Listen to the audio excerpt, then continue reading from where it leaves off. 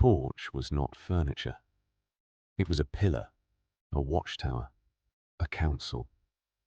From those wooden steps and metal chairs, the neighborhood governed itself without gavels or ballots. Every evening after 6, Mr. Harrison sat there with a folded newspaper resting in his lap, watching every passing car, every child in motion. He did not need to speak. His presence was law. 3 houses down, Miss Dorothy shelled peas into a bowl between her knees, her voice carrying effortlessly across yards, calling someone's child home before a mother ever had to glance at a clock. In that world, we moved like blood through a body, free, but within a system. Our radius of freedom expanded with age and trust. First, the front yard, then the sidewalk to the corner, eventually the whole block, but never past where the streetlights ended. Those amber lights did more than illuminate. They drew borders. When they flickered on, you turned toward home without question, not because you feared punishment, but because you understood safety was collective. Night followed different rules, and someone would worry if you stayed gone too long. Discipline was distributed.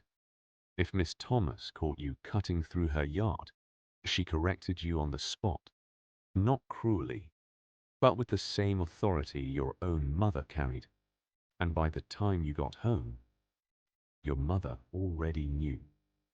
The phone tree moved faster than any technology we would later see. You could not outrun your reputation. You could not hide behind anonymity. Everyone knew your people, and your behavior reflected on them. You moved carefully because you understood actions rippled outward. Summer evenings smelled like charcoal and ambition. In the alley behind the apartments, someone's uncle stood over a grill, turning fish caught that morning or bought in bulk from the market. Plates passed through chain-link fences. Money was never discussed, but no one went hungry. If you showed up, you ate. If you couldn't contribute food, you helped clean. The economy was informal, but it was sound. We understood reciprocity long before we knew the word. Music didn't come from devices we carried. It poured from open windows, car doors left wide, porches where someone's cousin hauled speakers outside and became a DJ, armed with nothing but extension cords and passion. Curtis Mayfield, Gladys Knight, Stevie Wonder. Sound ignored property lines, which meant the music belonged to everyone. You inherited the mood of the block, whether you chose it or not. Dominoes slammed onto tables with the finality of court rulings. Old men played for hours, trading insults that were half affection, half performance. Young boys watched, learning more than the game itself. They learned ritual, how to lose with dignity, how to win without arrogance, how to hold space with other men, how to communicate through gestures, grunts, and perfectly timed profanity that sent everyone into laughter. The corner store extended credit based on character. Mr. Kim kept a notebook under the counter, names and balances written in careful ink. You could buy bread and milk on Tuesday and pay on Friday when the check came. No interest, no judgment, just the understanding that hard times visit everyone, and a neighborhood survives by covering for one another. Debt wasn't shameful. It meant you were trusted. Sunday dinners rotated like sacred ceremonies. This week at Sister Green's house, next week at the Johnsons'. The menu was predictable and comforting. Fried chicken, slow-cooked greens, cornbread that crumbled warm in your hands, sweet tea, so sugary it made your teeth ache. Children eat first.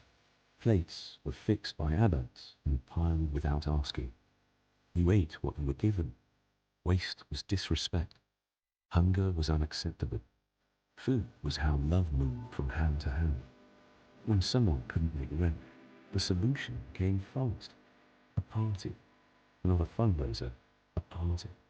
Music, food, dancing. A jar by the door where people dropped whatever they could. No announcements. No charity language. Just a community disguised as celebration. Because dignity mattered as much as money. We were watched, but not surveilled. Known, but not exposed.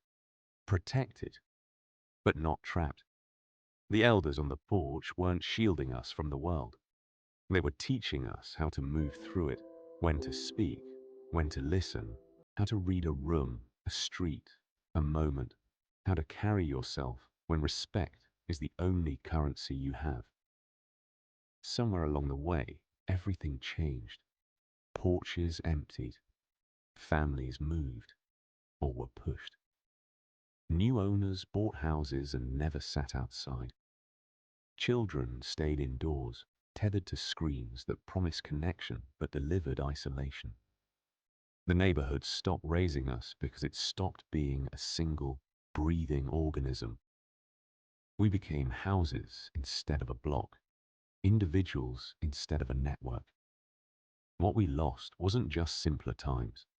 It was a structure, a language, a way of organizing care without institutions, passing knowledge without curricula, creating safety without systems that never trusted us anyway. On some streets, the porches are still there, but no one keeps watch. And the children who pass by have no idea they're walking through an invisible architectural graveyard built from the rules, rhythms, and routines that once held us all together.